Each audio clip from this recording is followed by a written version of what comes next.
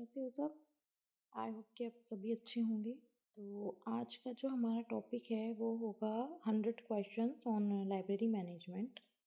तो हम उसके ऊपर स्टार्ट करते हैं।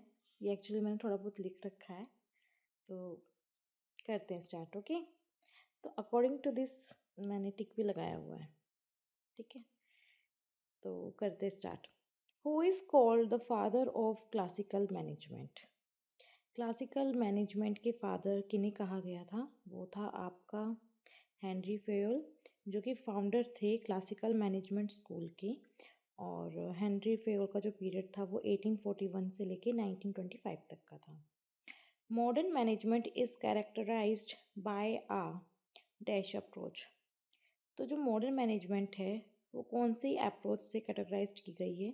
वो की गई है आपके साइंटिफिक से। अब साइंटिफिक से इसलिए की गई है वो क्योंकि जब हमारे जितने भी आप ये कह लो हमारे जो साइकोलॉजिस्ट थे और जो मैनेजमेंट से रिलेटेड पर्सन्स थे, उन्होंने जब इसके बारे में काम करना स्टार्ट किया था लाइब्रेरी के में, जैसे भी वो अपना मैनेजमेंट चलाते, बिजनेस में जो तकनीक यूज़ करते हैं वो एक साइंटिफिक तरीका ही होता है कम्प्लीटली। तो उन्होंने इस चीज़ को, इस अप्रोच को लाइब्रेरी पे भी लाना ज़रूरी समझा और एक्चुअली में इन्होंने कदम उठाया भी। जो आज के टाइम में आप लाइब्रेरी में जितना भी काम देख रहे हो वो उन्होंने उसी अप्रोच के थ्रू किया है। नेक्स्ट है, who is called the father of scientific management? अच्छा, फादर ऑफ साइंटिफिक मैनेजमेंट किसे कहा जाएगा? ये कहा जाएगा F.W. टेलर को, जिसका नाम है पूरा फ्रेडरिक विल्सलो टेलर। नेक्स्ट है, who is called father of management theory? Father of management theory कौन है? वो होंगे आपके पीटर एफ ड्रकर, जो कि 1909 से लेके 2005 तक का इनका टाइम है। इनकी एक बुक भी पब्लिश्ड हुई थी जिसका नाम था the end of economic man, जो कि 1939 में थी। इसके बाद इनकी एक और बुक आई थी 1944 में, और उसका नाम था the end of a global economic man.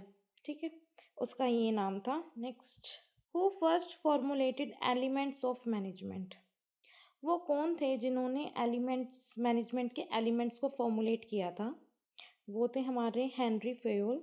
सबसे बड़ी बात, हेनरी फेयोल को फेयोलिज्म भी कहा जाता है। उनका जो एलिमेंट्स ऑफ मैनेजमेंट है उसे फेयोलिज्म के नाम से भी जाना जाता है।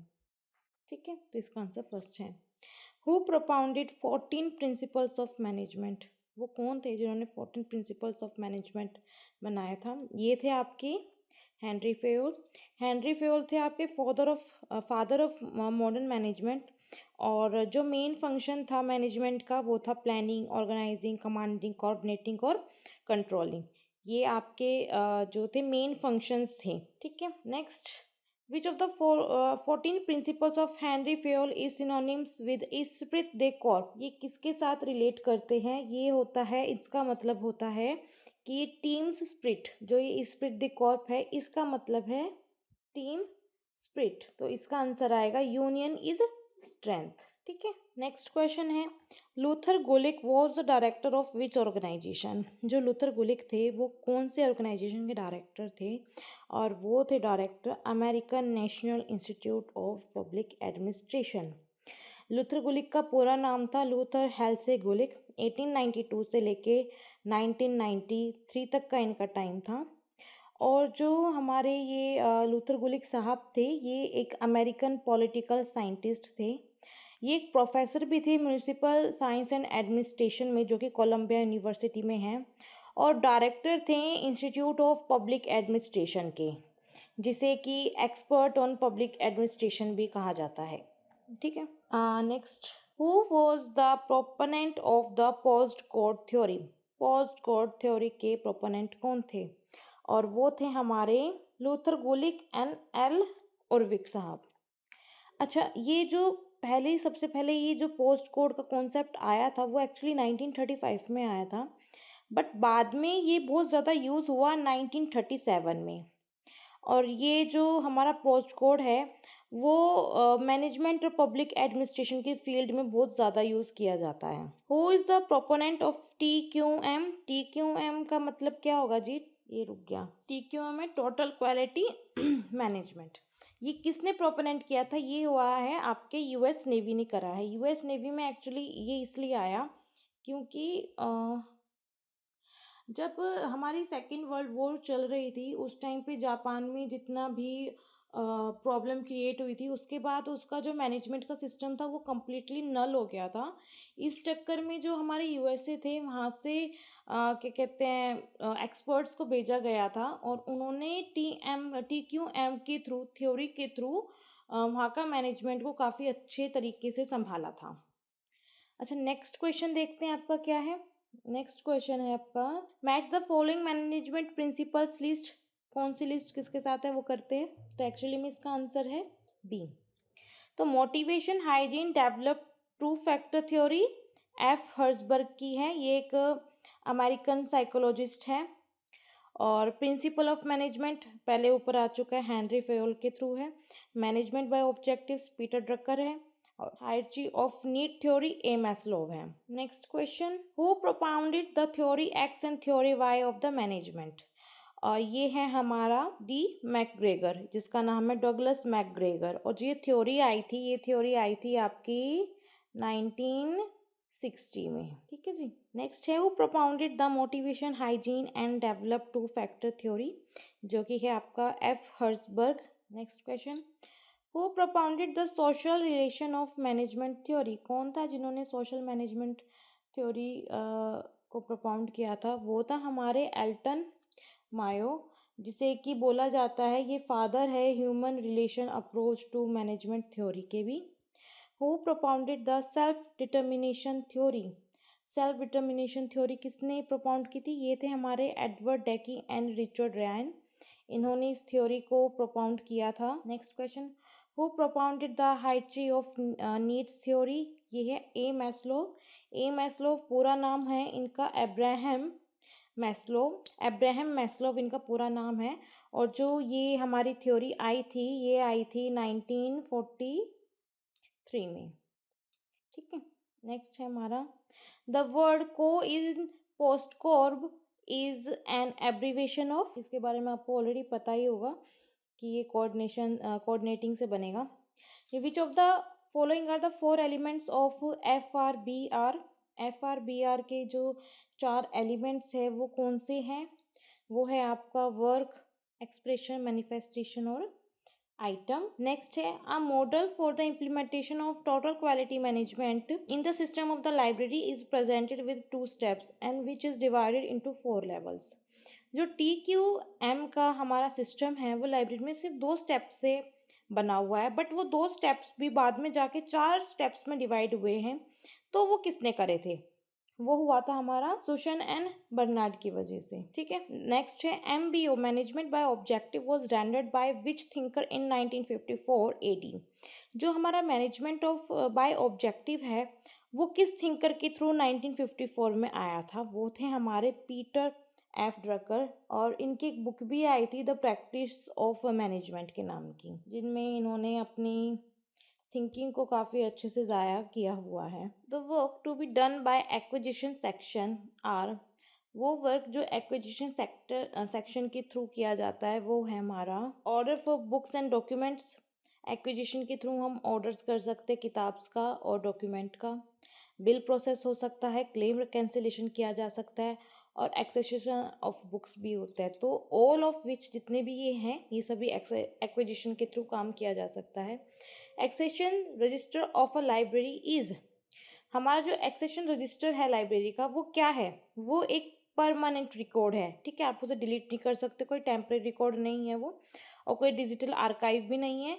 तो वो एक परमानेंट हमारा क्या है, रिकॉर्ड है लाइब्रेरी में। The library collection is recording in the accession center in the same order. जो लाइब्रेरी कलेक्शन है आपका ये रिकॉर्ड होता है एक्सेशन रजिस्टर में उसी ऑर्डर में जिस ऑर्डर में वो लाइब्रेरी के अंदर रिसीव हुआ था।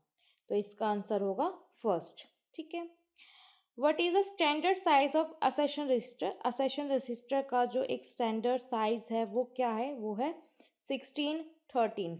ठीक है। ये लाइब्रेरी में बहुत ध्यान देने वाली बात है कि जितने भी अलग अलग तरह की स्टाइल्स आए थे या फिर जिसने भी कोई नया अप्रोच लेके आया था किसी चीज़ को लेके, तो उसने अपना अलग ही एक बुक का कटलेट हो गया या फिर स्लिप होगी या कार्ड हो गया, जो भी है उन्होंने अपना अलग अलग बनाया था, ठीक है। तो उसके हिसाब से आपको थोड़ा सा मेहनत करनी पड़ेगी, एक आध चीज़ है जो अलग से याद करना पड़ेगा उसमें।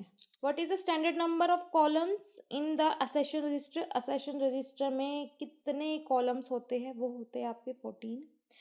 विच of the following is the work of technical department? Technical department का काम क्या होता है? टेक्निकल डिपार्टमेंट का काम है क्लासिफिकेशन भी करना, कैटलॉगिंग भी करना और प्रोसेसिंग भी करना। तो ऑल ऑफ द अबव क्या हो गया आपकी? कैटलॉगिंग उसका टेक्निकल डिपार्टमेंट का काम हो गया।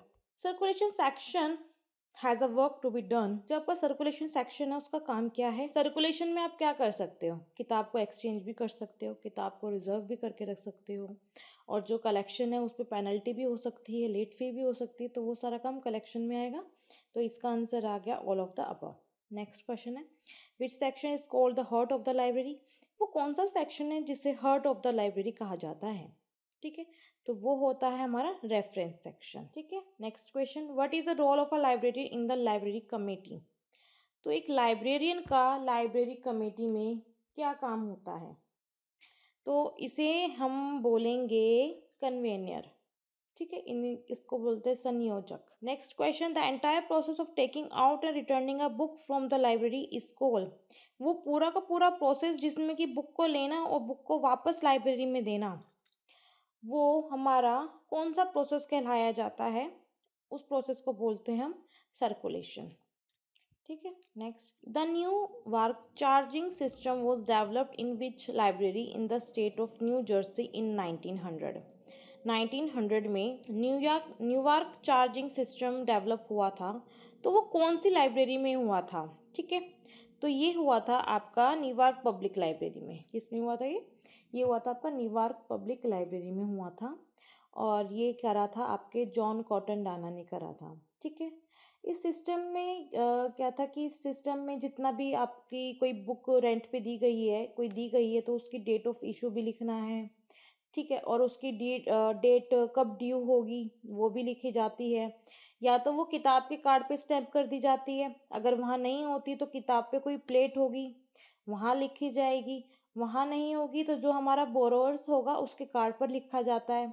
बोरोवर्स का नेम होगा, उसका नंबर होगा, वो उसके ऊपर रिकॉर्ड किया जाता है, और कितने टाइम तक के लिए ये किताब रखी जाएगी वो भी लिख बताया जाएगा। और जब वो रिटर्न होती है तो उसके बारे में भी उसमें लिखा जाता है। कार्ड में लिखो या फिर जो बुक पे कार्ड है उसमें लिखो, बोरोवर के कार्ड में लिखो। ठीक है, तो वो पूरा का पूरा रिकॉर्ड उसके अंदर होता है। तो New York circulation method is, New York का सर्कुलेशन मेथड कौन सा है?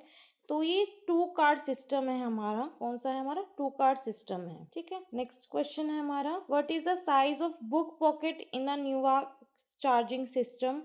तो बुक पॉकेट का साइज है इसमें 5/3 का, 5/3। फिर नेक्स्ट है, what is the size of date slip in the New York charging system? और न्यूयॉर्क में डेट स्लिप की चार्जिंग वो क्या है? तो ये भी 5/3 की है। ठीक है, डेट स्लिप भी क्या है आपकी? वो भी 5/3 की ही है। नेक्स्ट है, what is the size of book card in New York charging system? ये चेंज है, जो आपका बुक कार्ड है उसका साइज चेंज है, तो उसका साइज है आपका 4/2 का। ठीक है, ये आपका जो साइज बना है ये 4/2 का है। नेक्स्ट है, which of the following is not included in the elements of the New York charging system? और इनमें से कौन सा वो एक एलिमेंट नहीं है जो न्यूयॉर्क चार्जिंग सिस्टम में नहीं है? देखो, बुक कार्ड उसमें था, डेट स्लिप भी उसमें था, बोरोवर्स कार्ड के बारे में ऑलरेडी न्यूयॉर्क चार्जिंग सिस्टम में बोला गया है। तो किस चीज़ के बारे में उसमें नहीं बात हुई है? वो है आपकी क्लास इंडेक्स कार्ड की। ठीक है, next question, the brown charging system was developed in 1985 by the Boston libraries librarian? देखो, ब्राउन के नाम से ना आप समझ जाना कि वो कौन है, तो वो है आपकी नीना ब्राउन। ठीक है, इन्होंने इस सिस्टम को डेवलप किया था, तो बहुत इजी होगा ये हिसाब से याद करना। नेक्स्ट है, what is the size of book pocket in brown charging system? तो बुक जो पॉकेट है, बुक पॉकेट है, उसका साइज क्या बताया गया? वो है 5/3 का। फिर इसमें डेट स्लिप कितने की? ये भी 5/3 की है, न्यूयॉर्क में भी सेम ही है। ठीक है, next, what is the size of book card? ठीक है, अब इसमें क्या बताया गया? बुक कार्ड बोला गया, तो बुक कार्ड क्या है इसमें? वो है 4/2 का। ठीक है। Which of the following is not included in the elements of brown charging system. तो ब्राउन चार्जिंग सिस्टम में कौन सा एलिमेंट है जो नहीं जोड़ा गया है? देखो, बुक कार्ड भी था उसमें, डेट स्लिप भी थी उसमें, बोरोर्स कार्ड भी हो गया, तो क्या नहीं था इसमें?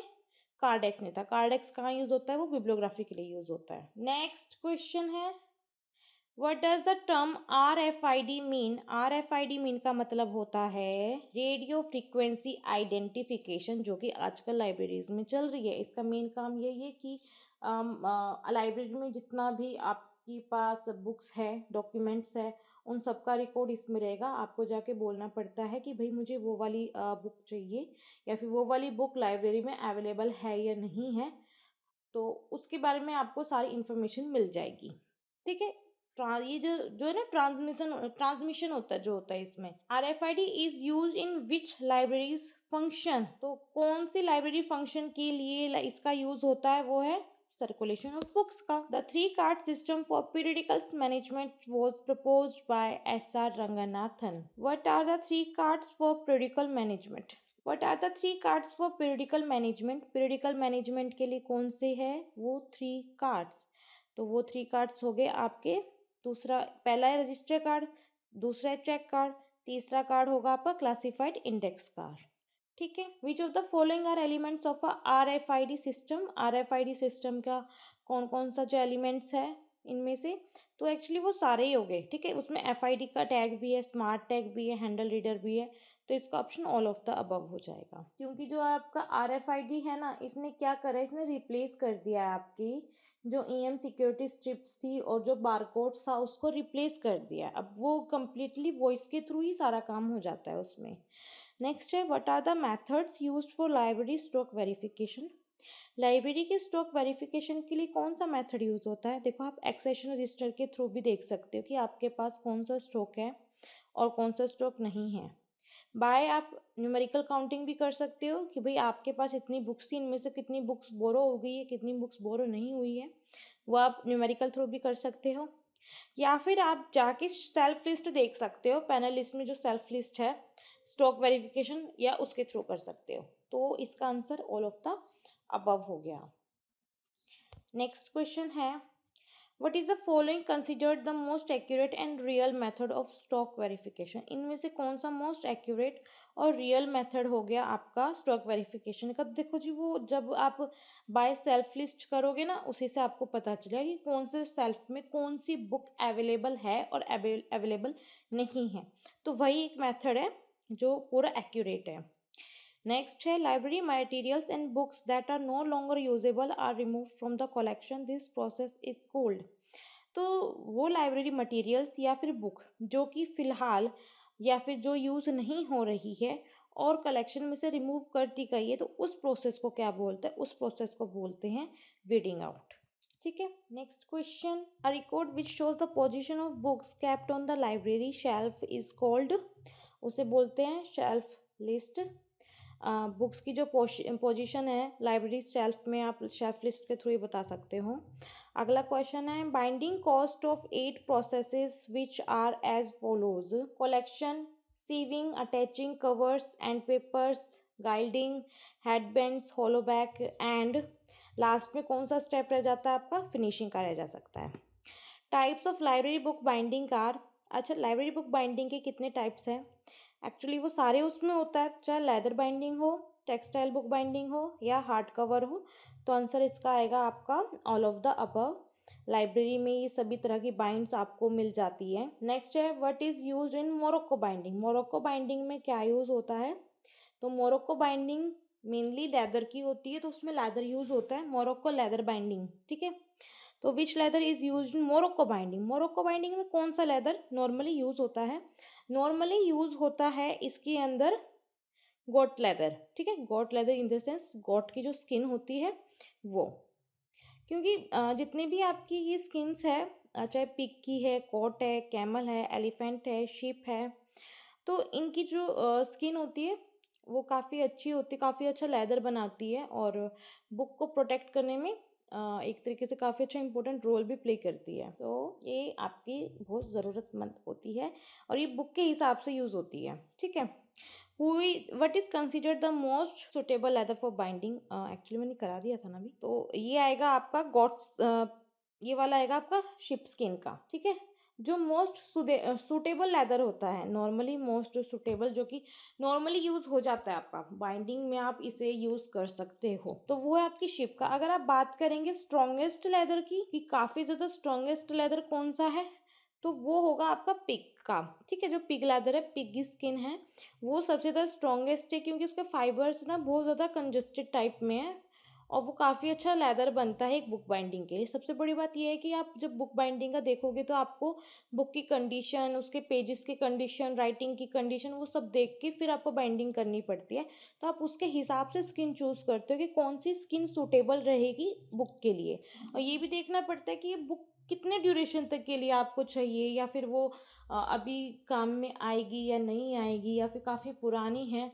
तो इन सब चीज़ों का खास ध्यान रखना पड़ता है बाइंडिंग करते वक्त, ठीक है। नेक्स्ट है the major financial source of public libraries are. Public library का मेजर फाइनेंशियल सोर्स क्या मतलब क्या है, पब्लिक लाइब्रेरी को फाइनेंस कहाँ से मिलता है। तो वो फाइनेंस उसे मिलता है आपका, एक तो जो लाइब्रेरी सेस आपको मिल रहा है, ठीक है, गवर्नमेंट आपको जो लाइब्रेरी सेस प्रोवाइड करवा रही है। दूसरा है गवर्नमेंट जो ग्रांट प्रोवाइड करवा रही है, या फिर RRF का जो ग्रांट है वो। तो उस हिसाब से ऑल ऑफ द अबव हो गया। Other names for the history budget are. जो हिस्टोरिकल बजट्स है उसका नाम अलग क्या है, या तो उसे आइटम बजट बोल सकते हैं, लीनियर बजट, या फिर इंक्रीज बजट, या फिर ऑल ऑफ द अबव, मतलब ऑल ऑफ द अबव ही जितने भी हैं उन सबको हम हिस्टोरिकल बजट कह सकते हैं। What are the popular methods of budget preparation. Budget preparation का कौन से पॉपुलर मेथड है, तो वो ये सारे मेथड्स हैं आपके। आप आइटम बेस्ड, लाइनर या इंक्रीमेंट बेस्ड भी बजट बना सकते हो, या फिर ज़ीरो बेस्ड बजटिंग भी कर सकते हो, या फिर प्लानिंग प्रोग्राम बजट सिस्टम से भी कर सकते हो। तो एक हिसाब से ऑल ऑफ द अबव इसका आंसर हो गया। Which institution was the first introduced BSC budgeting method, which was the later started by the US Department of Defense USDOD.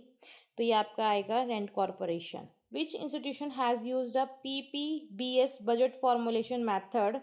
अभी जब USDOD ने PPBS बनाया था, तो ऑब्वियस सी बात है, तो USDOD, और ये बनाया था रॉबर्ट मैकनमारा ने।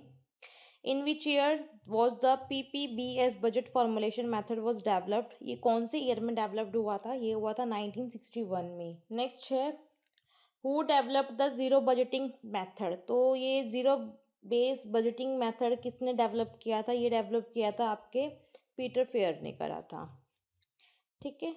इसके बाद नेक्स्ट है हमारा in which year the zero base budgeting method was developed. और ये जो मेथड है ये डेवलप कब हुआ था, ये हुआ था हमारा 1970 में। In which year the PERT management technique was developed. PERT management technique कब डेवलप हुई थी, ये हुई थी आपकी 1958 में। नेक्स्ट क्वेश्चन है the principle for book selection has been presented bye.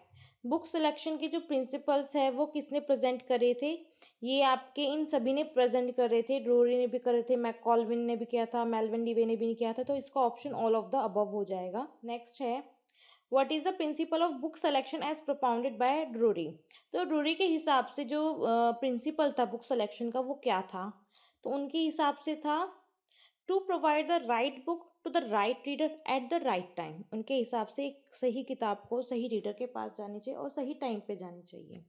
In which year was the theory of book selection propounded by Drury. और उनके हिसाब से जो ये थ्योरी थी बुक सिलेक्शन की वो कब बनी थी, वो हुई थी 1930 में, ठीक है। नेक्स्ट क्वेश्चन है what is the theory of book selection propounded by McColvin. McColvin ने जो बुक सिलेक्शन की थ्योरी बताई थी वो क्या थी, वो डिमांड और सप्लाई के हिसाब से थी उनकी थ्योरी। और इनकी जो थ्योरी थी वो कौन से ईयर में आई थी, वो आई थी 1925 में आई थी। नेक्स्ट क्वेश्चन है आपका what is the book selection theory propounded bye Melvin Dewey. और मेल्विन डिवे के हिसाब से जो थ्योरी थी वो कब आई थी, वो आई थी आपकी नहीं मतलब थ्योरी क्या थी उसकी, वो थी आपकी the best reading for largest number at the least cost, ठीक है। जो और उनकी थ्योरी थी वो थ्योरी कब बनी थी, वो थ्योरी बनी थी आपकी 1979 में। नेक्स्ट क्वेश्चन है the elements of management post corp can be seen as P से प्लानिंग, ओ से ऑर्गेनाइजिंग, एस से स्टाफिंग, डी से डायरेक्टिंग, सी ओ से कोऑर्डिनेटिंग, आर से रिपोर्टिंग एंड बी से क्या बनेगा जी? बी से आपका बनेगा बजटिंग। ठीक है, what acronym is used for management elements functions? तो इन सब के लिए क्या यूज होगा? Planning, organising, staffing, directing, coordinating, reporting and budgeting, मतलब पोस्ट कॉल। ठीक है, वो उसका एक्रोनियम है। Next question, how many elements of management have been divided by doctor S R Ranganathan? तो इनके थ्रू कितने थे? इनके थ्रू 5 थे। Who developed the theory of management X and Y? X and Y जो कि थ्योरी ऑफ मैनेजमेंट है वो किसने करी थी? वो करी थी डॉगलस एम सी क्रेगर ने। Theory X and theory Y is related with, theory X and theory Y किससे रिलेटेड है? वो है आपके मोटिवेशन से, मोटिवेशन। नेक्स्ट, हर्जबर्ग थ्योरी कौन किससे रिलेटेड है? हर्जबर्ग थ्योरी भी आपकी मोटिवेशन से ही रिलेटेड है। Next, the credit for the development of CPM, CPM का क्रेडिट डेवलपमेंट किसको जाता है? वो जाता है आपका डू पॉइंट कंपनी को। The in library the main use of the self list is, self list का लाइब्रेरी में मेन यूज क्या होता है? वो होता है आपका स्टॉक वेरिफिकेशन करने का। तो इसका आंसर रहेगा स्टॉक वेरिफिकेशन। नेक्स्ट है, choosing the right person at the right post, posting the right person at the right place is called, इसे क्या बोलते हैं? कि एक राइट पोस्ट के लिए राइट पर्सन को चूज करना, वो होता है हमारा recruitment. What is called evaluation of financial transaction? और फाइनेंशियल ट्रांजैक्शन के हम इवेल्युएशन को क्या बोलते हैं? उसे बोलते हैं हम ऑडिटिंग, जो कि आपके हर साल के एंड में आती है। जो आपका ईयर होता है ना, एंड ईयर जो हमारा आता है, मार्च के एंड में आएगा हमारा, तो ये हमारा एंड ईयर आ जाता है। ठीक है, तो यहाँ पे इस टाइम अब ऑडिटिंग स्टार्ट हो जाती है हर जगह। PERT is a technique for, PERT क्या है? कौन सी टेक्निक है? वो होती है सिस्टम एनालाइज करने के लिए। ठीक है, organisational chart shows the structure of an organisation in the way, जो ऑर्गेनाइजेशनल चार्ट है वो स्ट्रक्चर बताती है ऑर्गेनाइजेशन का, किस वे में? वो बताती है आपकी हॉरिजेंटल और वर्टिकल वे में। नेक्स्ट है, the method of estimating funds for libraries are proportional method, method of details and, अब जो मेथड है आपकी लाइब्रेरी का कि आपको एस्टिमेट करना है फंड, तो वो किसके हिसाब से किया जाता है? वो पर कैपिटा के हिसाब से यूज होता है।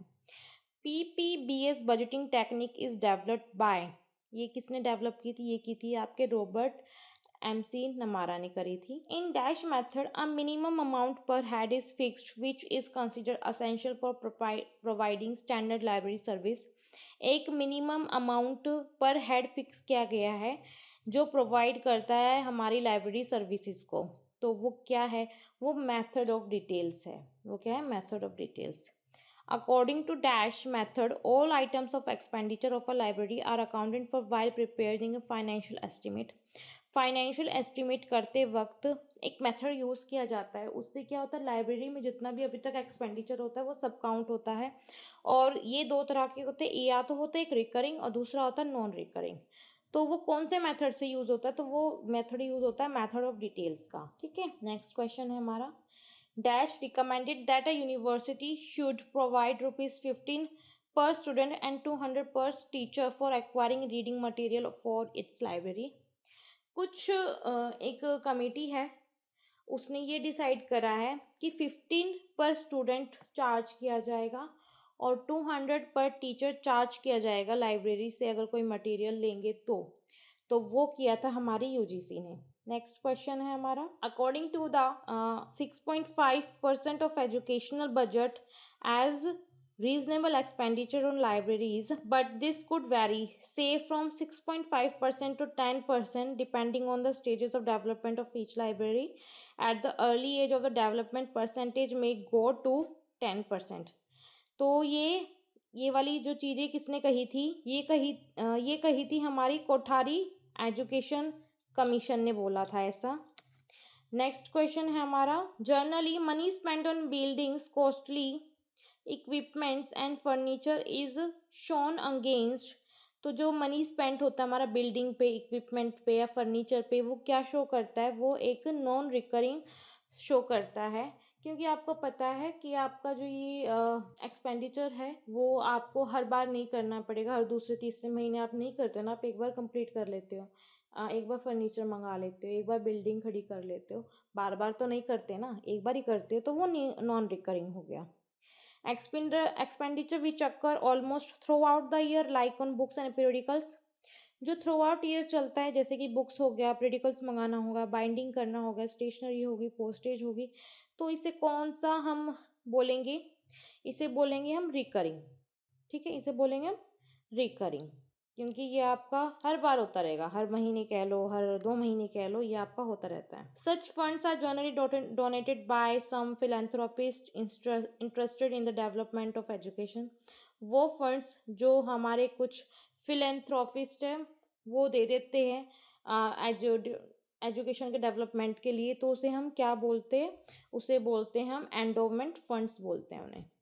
Dash in an estimate often itemized or expected income and expense or operating result for a given periodical, generally 1 year. तो वो होता है हमारा बजट। नेक्स्ट क्वेश्चन है, for acquisition of 6,000 books in a library in a year, Dr. S. R. Ranganathan in his staff formula has recommended। Doctor S R Ranganathan में एक अपना staff formula में रिकमेंड किया था कि 6,000 बुक्स के एक्विजिशन के लिए कितने प्रोफेशनल स्टाफ की ज़रूरत पड़ेगी। तो उनके हिसाब से एक प्रोफेशनल स्टाफ की ज़रूरत पड़ती है, ठीक है? तो 1 प्रोफेशनल स्टाफ। नेक्स्ट क्वेश्चन है, system approach dash to achieve a common goal. System approach use करनी चाहिए कॉमन गोल को अचीव करने के लिए। तो वो कॉमन गोल हमारा क्या होगा? वो होगा हमारा ऑर्गेनाइज ह्यूमन एफर्ट। नेक्स्ट है, as the term management by objectives was first used by Peter drunker इनके हिसाब से इन्होंने वो टर्म कब यूज़ किया था? 1954 में यूज़ किया था। Unity is a strength is the principle of management advocated by. जो यूनिटी इज अ स्ट्रेंथ है, वो कौन से प्रिंसिपल ऑफ मैनेजमेंट में बनाई गई थी, किसके थ्रू करी गई थी? तो वो थे हमारे एच फेयोल। नेक्स्ट है, staffing is considered with providing and maintaining resources. जो स्टाफिंग है वो कंसर्न करती है कि वो रिसोर्स प्रोवाइड भी करवाएगी और मेंटेन भी करवाएगी। तो वो कौन सा होता है, कौन सा रिसोर्स होता है? वो होता है ह्यूमन रिसोर्स, ठीक है? नेक्स्ट है, dash improves the planning and control of operations by providing better information for decision making. तो वो कौन सी चीज़ है जिससे प्लानिंग और कंट्रोल ऑफ ऑपरेशन जो होगा वो हमारा बेटर हो जाएगा, जब हमें इंफॉर्मेशन मिलती है किसी के डिसीजन मेकिंग के लिए? तो वो होती है हमारी मैनेजमेंट इंफॉर्मेशन सिस्टम। जब हम मैनेजमेंट इंफॉर्मेशन सिस्टम का यूज़ करते हैं, उसके तरीक़ों का यूज़ करते हैं, तो उससे हमारी डिसीज़न मेकिंग काफ़ी अच्छी हो जाती है, हम प्लानिंग अच्छे से कर पाते हैं, और जो हमें ऑपरेशन मिलता है हम उसे कम्प्लीटली कंट्रोल भी कर पाते हैं, ठीक है? तो ये था हमारा आज का टॉपिक मैनेजमेंट के ऊपर, जिसके मैंने 100 क्वेश्चंस आपको कराए हैं। आई होप कि आपको समझ में आया होगा। अगर थोड़ा बहुत भी नहीं समझ में आता है तो please do comment and let me know. और फिलहाल के लिए सिर्फ इतना ही। Thank you very much, bye.